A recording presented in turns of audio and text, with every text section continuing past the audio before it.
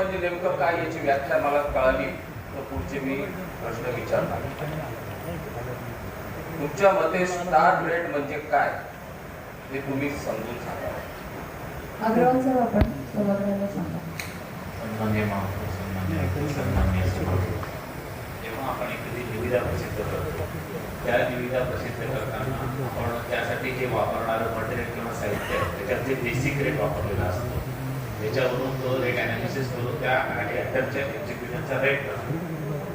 म्हणजे समजा काय एखाद्या ॲटमचा एक हा रेट असेल, एका रुपयाचा करायचा आहे, त्याला ते काम करायचं आहे, तर त्या 1 रुपयाच्या कामात त्याला किती काय त्या मटेरियल लागणार आहे त्याचा जो डिलिंग ऑफ कमोडिटी ते असतं. आणि ॲक्च्युअल एक्झिक्युशन करताना म्हणजे जेव्हा तो प्रत्यक्ष काम करतो त्या एक ॲटमचं प्रत्यक्ष काम करतो तेव्हा त्याच्या बेसिक मटेरियलच्या रेटमध्ये जो फरक येतो त्या दोघं रेटमधल्या फरकाला आपण जेव्हा क्वांटिटी नुसार जशी जशी क्वांटिटी झाली असेल एक्झिक्यूट त्यानुसार आपण तो फरक आणि ती क्वांटिटी याचा ताळमेळ त्याला जो डिफरन्स होतो त्याला स्टार रेट. मग शहरामध्ये ज्या काही बातम्या येत आहेत 150 कोटी वाटणार, 200 कोटी वाटणार, याच्याबद्दल तुमचं काय म्हणणं आहे? किती रुपयाचा अधिभार आधी इतर कामांवर पडणार होता? आत्ताचं जे डॉकेट आपण मागे घेतलंय आणि जे काही प्रस्ताव त्यात होते ज्याच्यासाठी हा स्टार रेट करण्यात आला, ज्यामध्ये लोकांनी सिक्युरिटी डेपॉझिट भरलेले, जसं माधुरींनी सांगितलं 39 लोक आहेत साधारण, तर काय किती अमाऊंट आहे त्या सगळ्या प्रस्तावाची? आता सर्वसाधारणपणे आपण 1,400 कोटीचे टेंडर आतापर्यंत केलेले आहेत किंवा जे पाईपलाईनमध्ये आहेत आता त्याच्यामध्ये जरी ते टेंडर हस्तांतरीकरण, खडीकरण करून डांबरीकरण आहे, काही ठिकाणी कॉन्क्रिटीकरणाच्या सह डांबरीकरण आहे, म्हणजे डांबरीकरणाचा कॉम्पोनंट हा सर्वसाधारणपणे आता जर पाहिलं तर 88 कोटीपर्यंतच्या काम डांबरीकरणाचा आहे. आणि जास्तीत जास्त जर आत्ताचं आपण कॅल्क्युलेशन केलं, प्रेझेंट कॅल्क्युलेशन म्हणतोय म्हणजे जे युद्धजन्य परिस्थिती रेट वाढले ते आणि आपण जेव्हा टेंडर सोडले तेव्हा ते बेसिक रेट त्याच्यामध्ये साधारणपणे 5% डांबराच्या फक्त रेटमध्ये फरक आहे, बाकीच्या आयटममध्ये म्हणजे साधारणतः किती कोटी रुपये? सर 88 किंवा 5% जवळपास 4.5 कोटी. या बातम्या आल्या कुठून? त्याची कल्पना नाही. आज सोशल मीडियावरती असेल, असेल 150, 200, 250 कोटी रुपयाच्या बातम्या आल्या कुठून? आपलं आतापर्यंत टेंडरच तेवढं फ्लोट झालं नाही, त्या अमाऊंटचे टेंडरच फ्लोट झाले तर तो डिफरन्सचा विश्लेषण येत नाही. आज जो काही शहरभर गैरसमज पसरलेला आहे याच्यासाठी जबाबदार कोण? आणि माझं तर म्हणणं असं आहे की स्टार रेट जर आपली प्रक्रियेमध्ये होता, मागच्या सिंहस्थाच्या जी काही कामं निघाली त्या पहिल्या लॉटमध्ये स्टार रेट दिलाय, यावेळेस देऊन द्यायला काय हरकत? सर 2018 साली शासनाचा एक GR आला होता. त्या GR मध्ये असं मेन्शन केलेलं होतं की जर तुमच्याकडे एखादा कामाला 100% निधी उपलब्ध असेल, म्हणजे अंशतःने 100% निधी उपलब्ध असेल आणि ते काम तुम्ही एका वर्षाच्या म्हणजे त्या आर्थिक वर्षाच्या त्या वर्षात पूर्ण करत असाल तर त्याला स्टार रेट देण्याची आवश्यकता नाही असं त्या GR मध्ये म्हटलं होतं. म्हणून 2018च्या GRच्या आधीच तत्कालीन आयुक्तांनी तो निर्णय घेतला होता की सध्या आपल्याला स्टार रेट देता येणार नाही. परंतु 2018च्या पूर्वीच ते येण्याच्या अगोदर आपल्याकडे स्टार रेट इन्क्लूड केलेले होते. प्रशासनाने मला असं वाटतं की ही जी काही युद्धजन्य परिस्थिती होती याच्यामध्ये मेन कंपोनंट काय असतो रस्त्याला? तर तुमचं आस्फाल्टिंग असतं, बरोबर, तुमचं लाईट ऑइल्स असतात, तुमचा फ्युएल कंपोनंट असतो. याचे जर रेट्स वाढलेले आहेत आणि हे जर इंटरनॅशनल मार्केट जर ते करते तर तुम्हाला असं वाटत नाही की तुम्ही स्टार रेट देऊनच टेंडर काढायला पाहिजे त्याची? हे टेंडर आपले युद्धजन्य परिस्थितीच्या अगोदरचे आहेत. काही टेंडर जे निघाले ते युद्धजन्य परिस्थितीचे आता प्रोसेस 7 ते 8 महिन्यांपासून चालू आहे. सर मग ते तेव्हापासूनच्या प्रोसेसमधलेच होते. हे सगळे टेंडर युद्धजन्य परिस्थितीच्या अगोदरचे ग्रोथ झालेले होते आणि त्याच्यामुळे स्टार रेट झाला. आणि आज मला सांगा 120 दिवस झालेले, तुम्ही त्यांना ब्लॅकलिस्ट सुद्धा करू शकत नाही.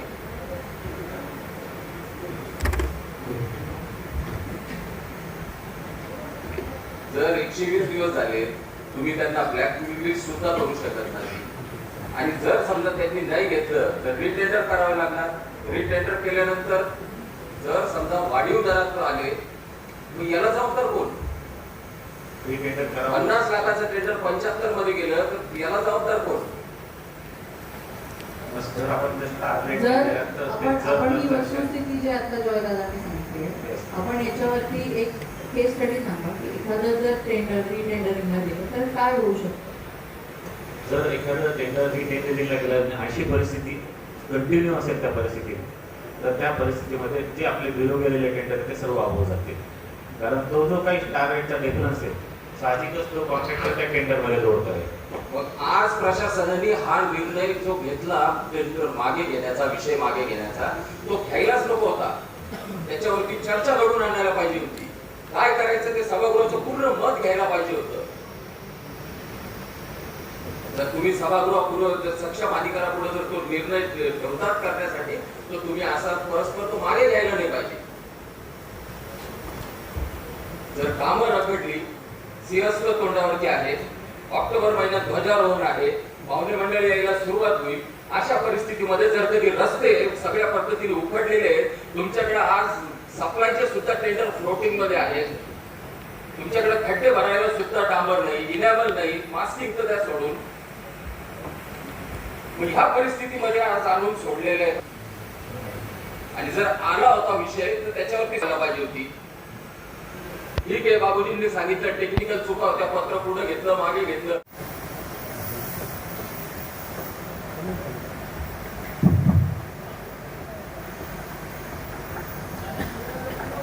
खरं तर आज टार्गेटसाठी बोलण्यासाठी बघण्याचे तुम्ही सगळे मुद्दे घेतले होते. कोणी कुठे पत्र दिलंय, कोणी कधी दिलंय, कोणी आणि निर्णय काढण्यात ते सगळं मी लिहून आणलेलं होतं. परंतु कुठल्या तरी सदस्यांनी ते त्यांच्यापुढे मांडणं गरजेचं होतं. त्यामुळे बग्गाजींनी जे बोलले त्यावर मी बोलणार नाही. परंतु महापौर महोदय, मला असं वाटतं की सभागृहातील धोरणात्मक निर्णय हे तथ्य, कायदा, आर्थिक शिस्त आणि सार्वजनिक हित जोपासून झाले पाहिजे. प्रत्येकाची प्रत्येक विषयावर वेगवेगळी मतं असू शकतात. परंतु स्टॅंडर्डवर मला असं वाटतंय की सगळ्यात महत्वाचं म्हणजे स्टॅंडर्डमध्ये यांनी या डॉक्युमेंटमध्ये दिलंय की मॉरच्या नियमानुसार म्हणजे केंद्रीय रस्ते वाहतूक आणि महामार्ग मंत्रालय याच्या नियमानुसार EPC, HAM आणि PBMC या प्रकल्पाच्या अंतर्गत त्यांनी जो काही निर्णय घेतलाय तो या निर्णयाला अनुसरून त्यांनी सांगितलंय. परंतु राष्ट्रीय महामार्ग आणि महानगरपालिकेची स्थानिक विकास काम आहे यांच्यामध्ये कायदेशीर चौकट ही वेगवेगळी आहे. कोणत्या शासन निर्णयानुसार किंवा कोणत्या कायदेशीर तरतुदीनुसार हे धोरण नाशिक महानगरपालिकेने लागू केले हे जर आज मला इथे अधिकाऱ्यांच्या मताने स्पष्ट झालं तर कदाचित माझ्या सगळ्या सभागृहातील लोकांना हे स्पष्ट होईल की कोणत्या नियमाने यांनी इथे हे डॉक्युमेंट मांडलं. हा माझा सगळ्यात महत्वाचा प्रश्न महापौर महोदय. कारण प्रत्येक कामाची चौकट ही वेगवेगळी आहे. राष्ट्रीय कामं असतील, केंद्रीय कामं असतील आणि स्थानिक स्वराज्य संस्थेतील कामं असतील त्याच्यासाठी केंद्रीय रस्ते वाहतूक आणि महामार्ग मंत्रालयाची वेगवेगळी नियम आहेत. यांनी कुठलाही नियम या डॉक्युमेंटमध्ये प्रस्तावित केलेला नाही की या अनुषंगाने आम्ही हे केलेलं आहे. त्यामुळे हे डॉक्युमेंट किंवा हा प्रस्ताव इथे अपूर्ण आहे असं माझं सगळ्यात महत्वाचं म्हणणं आहे. त्यानंतर सगळ्यात महत्वाचं त्यांनी सांगितलं की 120 दिवसाचा विलंब हा महत्वाचा मुद्दा त्यांनी मांडला. परंतु निविदा प्रक्रिया वेळेत पूर्ण करण्यासाठी प्रशासनाची कार्यक्षमता वाढणं गरजेचं होतं. ही आपली चुकी आहे की आपण 120 दिवसाचा कार्यखंड इथे लावलाय आणि आता हा स्टार रेट करून आपण हा इथे महापालिकेवर अतिरिक्त बोजा टाकतो. सगळ्यात महत्वाचं माझं म्हणणं की त्यात 100% अधिकाऱ्याची किंवा प्रशासनाची चूक आहे. पक्काजी म्हटल्याप्रमाणे कोणतं काम कोणाला हे ठरवण्यामध्ये 6 महिने गेले आणि तो अतिरिक्त भार आता आर्थिक भार आपल्या महानगरपालिकेवर येतो. त्याच्यानंतर स्टार रेट लागू केलाय सर्व विभागातील सर्व प्रकारच्या कामांसाठी निकषावर लागणारे की काही केवळ निवडक कामांसाठी लागतात. प्रत्येक विभागातील कामांसाठी संपूर्ण स्टार रेट सारखा असणारे की स्पेसिफिक कामांसाठी असणारे जसं आता ते बोलले की बांधकामामध्ये डांबरीकरण जास्त आहे तर आता बाकीच्या कामांसाठी इंधन वगैरे आहे. बाकीच्या विभागातील प्रत्येक क्षेत्रातील प्रत्येक कामं आहे त्या सगळ्यांच्यासाठी स्टार रेट लागू आहे की ज्या कंत्राटदारांनी पत्राला वर केलाय त्या लोकांच्यासाठी स्टार रेट लागू आहे. हा सगळ्यात महत्वाचा माझा प्रश्न आहे. आणि माझे 3च प्रश्न आहेत. मला जे बोलायचं ते सगळं बोललं गेलेलं आहे. फक्त मला एक 3 प्रश्न आहे की साहित्याचे दरवाढीचे प्रमाण हे कोण ठरवणार? याच्यासाठी कुठली कमिटी आपण निवडलेली आहे का की संबंधित साहित्याचं प्रमाण हे एवढं वाढलंय आणि त्याचा रेट हा एवढा आपण पकडणार आहे? हा सगळ्यात महत्वाचा. दुसरा सर्व्हिसवर आधारित पैसे दिले जाणार आहे, म्हणजे कोणती निर्देश आपण त्या संबंधित स्टार रेटवर लावणार आहोत. आणि तिसरा महत्त्वाचा प्रश्न, याची तपासणी कोण करणार आहे? हा सगळा जो कारभार आहे किंवा ही सगळी स्टार रेट आहे याची तपासणी महानगरपालिकेतला कोणता अधिकारी किंवा कोणता संबंधित प्रशासन डिपार्टमेंट करणार आहे याची उत्तरे बघायची आपल्याला पाहिजे. आणि कदाचित हे आमचं अन्न नसेल तर सभागृहाने आणि आदरणीय आयुक्त महोदयांनी ते आमचं दूर करावं आणि जी काही आर्थिक गैरव्यवहाराची शक्यता आहे ती वाढू नये एवढीच आमची इच्छा आहे. त्यामुळे महापौर महोदय, स्टार रेटला किंवा मी पुन्हा एकदा इथे नव्याने सांगेन की आमचा नाशिकच्या विकासाला विरोध नाही, परंतु साधं एखादं चेंबर, जे चेंबर खराब आहे त्याच्यावरचा ढाबा जरी चेंज करायचा असेल तरी संबंधित बांधकाम विभाग म्हणते की आता आमच्याकडे पैसे नाही. आणि जर आम्हाला नगरसेवकांना छोटी छोटी कामं करायला जर 5-10 लाखासाठी थांबावं लागत असेल तर इतक्या कोट्यावधीमध्ये जर स्टार रेट लागू होणार असेल तर त्याचा एक नगरसेवक किंवा एक लोकप्रतिनिधी म्हणून, नाशिक महानगरपालिकेतील सदस्य म्हणून माझा विरोध आहे. धन्यवाद.